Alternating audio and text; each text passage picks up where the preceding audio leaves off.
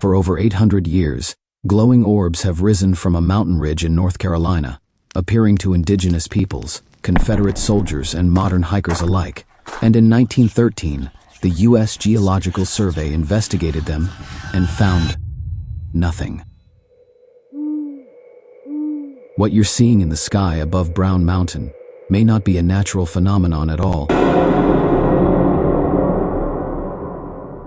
Brown Mountain sits in the Blue Ridge Range of North Carolina, a 600-foot peak cloaked in laurel thickets and Appalachian silence. It's unremarkable by elevation standards, but the Cherokee knew it as a sacred boundary, a place where the dead walked as lights in the darkness. By the early 1700s, European settlers began reporting the same thing: mysterious glowing spheres rising from the ridgeline at night, drifting silently above the treetops, then vanishing without sound or explanation. These weren't campfires, they weren't lanterns, they moved with intention, hovering, circling, sometimes splitting into multiple orbs before disappearing into the void. During the Civil War, both Union and Confederate troops stationed near the mountain documented the lights in their journals. One entry from 1865 reads, "The lights came again tonight. The men are afraid. They do not behave as stars." By the early 20th century, the phenomenon had grown infamous enough to warrant scientific scrutiny.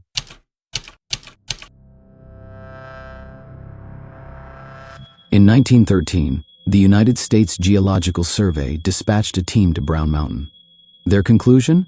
The lights were real, but explainable by refracted train headlights from the valley below. Except, a massive flood destroyed the rail lines that same year. The trains stopped running, the lights did not. September 1922. A local hunter named Silas McDaniel was tracking deer near Wiseman's View when he saw a red orb rise from the valley floor. He described it as the size of a wagon wheel, pulsing softly, hovering 30 feet above the ground. He raised his rifle, not to shoot, but to steady his shaking hands.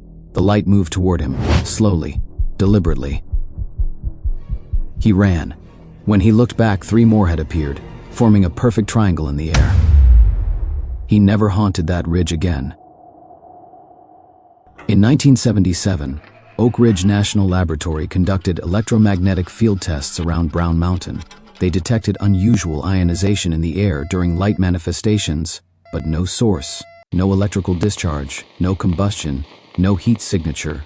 One researcher wrote in his notes, "It's as if the lights are aware they're being observed." Fast forward to 2004. A group of college students camping near the Overlook recorded 15 minutes of footage showing multiple orbs performing synchronized movements, rising, descending, converging, then scattering. The video went viral on early YouTube. Skeptics called it a hoax. Analysts found no evidence of CGI or manipulation. But here's what nobody talks about. 2 members of that group reported vivid, identical nightmares for weeks afterward, dreams of standing on the mountain while thousands of lights rose from the ground beneath their feet, and a voice asking, "Do you see us now?" Researchers analyzing 120 years of documented sightings found something chilling. The lights appear most frequently during geomagnetic storms and on nights with heightened seismic micro-tremor activity. They don't just appear randomly, they respond to the Earth itself. And in the last decade, sightings have increased by 40%. So what are they? The theories range from mundane to existential. Theory 1, piezoelectric discharge, quartz-rich rocks under tectonic stress releasing plasma bursts. Plausible, but it doesn't explain the intelligent movement patterns or the consistency of witness descriptions across centuries. Theory 2, ball lightning, rare atmospheric phenomena. But ball lightning dissipates in seconds. Brown Mountain lights have been observed for hours. Theory 3, something older. Something that was here long before us. The Cherokee called them Ulvnustanvi, the spirits of unburied warriors forever searching the mountain for their resting place. But other oral traditions describe them differently, as watchers, guardians of a threshold between the living world and something else. What if the lights aren't above the mountain, but beneath it? What if Brown Mountain is a thin place, where the membrane between realities wears down, and what we're seeing is something on the other side pressing through?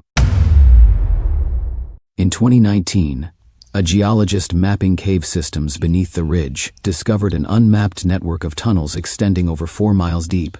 The expedition was halted due to structural concerns.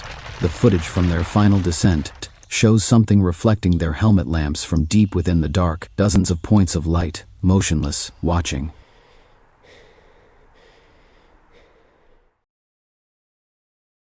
The footage has never been released. The Brown Mountain lights are still there. Right now, tonight, thousands have seen them. Hundreds have filmed them. No one has explained them. Maybe they're geological, maybe they're paranormal, or maybe they're evidence of something we're not equipped to understand yet. A phenomenon that exists in the space between science and myth, watching us the way we watch them. If you ever find yourself on Wiseman's View after dark, and you see a light rise from the valley, don't assume you're the only one watching, because the mountain remembers, and it's still asking, do you see us now? If this story pulled you in, subscribe and hit the bell. I cover the unexplained, the forgotten, and the things that still haunt the dark corners of America. Drop a comment telling me, what location should I investigate next? Until then, stay curious and stay cautious.